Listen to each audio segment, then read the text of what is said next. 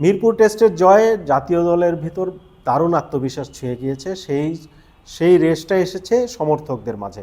এই আত্মবিশ্বাস নিয়ে জাতীয় দল এখন সিলেটের উদ্দেশ্যে যাবে। আর শুক্রবার থেকে দ্বিতীয় টেস্ট শুরু পাকিস্তানের বিপক্ষে। সেখানেও কিন্তু আমাদের সবার প্রত্যাশা জয়।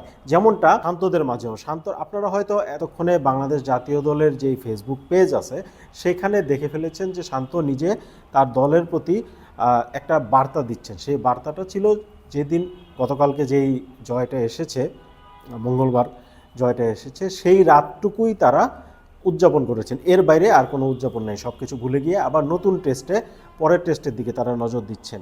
সিলেটের টেস্টে কিন্তু পাঁচ দিনের মধ্যে প্রায় 4 দিনই বৃষ্টির একটা ফোরকাস্ট আছে, যেটা পূর্বাভাস যেটা আমরা বলি। সেইখানে কিন্তু প্রতিদিনই বৃষ্টির ধাক্কার কারণে হয়তো ম্যাচ থেমে যেতে পারে, দিনের খেলা থেমে যেতে পারে, একটা বলও মাঠে নাও গড়াতে পারে। যার জন্য মিরপুর টেস্ট চলাকালীন কিন্তু একটা কথা উঠেছিল যে খেলাটা মিরপুরেই হবে কিনা। সেই জায়গাটা হয়তো হয়নি, বা বাংলাদেশ ক্রিকেট বোর্ড তাদের সিদ্ধান্তটার মধ্যেই আছে যে সিলেটে খেলা হবে।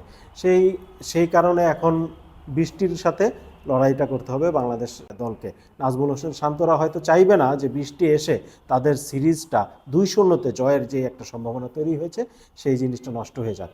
কিন্তু আবহাওয়া পরিবেশের উপর কারো হাত নেই, হতেই পারে বৃষ্টির কারণে অনেকটা খেলা থেমে থাকতে পারে। সেই জায়গাটুকু বাদ দেই।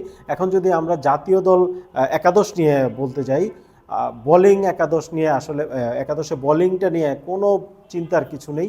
হতে পারে বিশ্রাম দেওয়া হতে পারে পেসারদের, কারণ বাংলাদেশে এখন একটা প্রক্রিয়া নিয়েছে যে পেস বোলারদের বিশ্রাম দিয়ে খেলানো। সেইখানে তাসকিন আহমেদ অনেক দিন পরে ফিরেছেন। সামনে অস্ট্রেলিয়ার বিপক্ষে গুরুত্বপূর্ণ টেস্ট সিরিজগুলো আছে, অস্ট্রেলিয়ার বিপক্ষে সাদা বলের সিরিজও আছে, তাই তাসকিনকে হয়তো বিশ্রাম দেওয়া হতে পারে। কিন্তু সেক্ষেত্রে শরীফুল ইন করতে পারেন দলে। আর যদি এই অংশটুকু না হয়, সেখানে এবাদতের জায়গায় নতুন একজন আসতে পারেন। এই জায়গাটুকু বাদ দিলে সবসময় যেই জিনিসটা আমাদের থাকে যে ব্যাটিং নিয়ে চিন্তাভাবনা থাকে, সেই ব্যাটিং নিয়ে আসলে এইবার প্রথমবার হয়তো আরেকটা টেস্টে গিয়ে কোনো প্রশ্নই থাকছে না।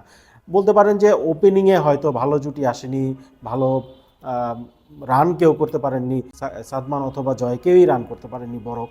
সেই ক্ষেত্রে তানজিদ তামিমকে অভিষেকের সুযোগ দেওয়া হবে কি না সেই জায়গাটা আসতে পারে। কিন্তু সেখানে উইনিং কম্বিনেশন বলে যে জায়গাটা আছে, সেটা আসলে বাংলাদেশ ভাঙতে চাইবে বলে মনে হয় না। ওভারঅল বলা যায় যে বাংলাদেশ এখন এমন একটা পজিশনে আছে, চাইলে এই দল এই একাদশ নিয়েই খেলতে পারে, আবার চাইলে একাদশে পরিবর্তন আনতে পারে। এইরকম একটা পজিশন থেকে সিরিজ জয়ের জন্যই ঝাঁপাবে 2-0-তে। এক টেস্টের মাধ্যমে আমরা টেস্ট চ্যাম্পিয়নশিপে যে পয়েন্ট টেবিল, সেখানে অনেক দূর আরও কিছু পয়েন্ট পেয়েছি। আরেকটা সিরিজ টেস্ট জিতলে, এই পুরো সিরিজ জিতলে একই সাথে পয়েন্ট যেমন বাড়বে, সেই সঙ্গে পার্সেন্টেজের দিক থেকেও বাংলাদেশ লাভবান হবে। সব মিলিয়ে আমরা আশা করব দারুণ একটা সিরিজের শেষের আবারও জয় দিয়েই শেষ করতে চাইব। সেটা আমাদের শুধু সকল সমর্থকদের একটা আশা। একই সঙ্গে আপনাদেরকে বলে দিতে চাই যে আগামী সময়ে আপনারা যতদিন চোখ রাখবেন, সিলেট টেস্ট থেকেও কিন্তু লাইভ আপডেট, ম্যাচের খবরাখবর, ম্যাচের বাইরের খবরাখবর সমস্ত কিছু আপনারা পেয়ে যাবেন।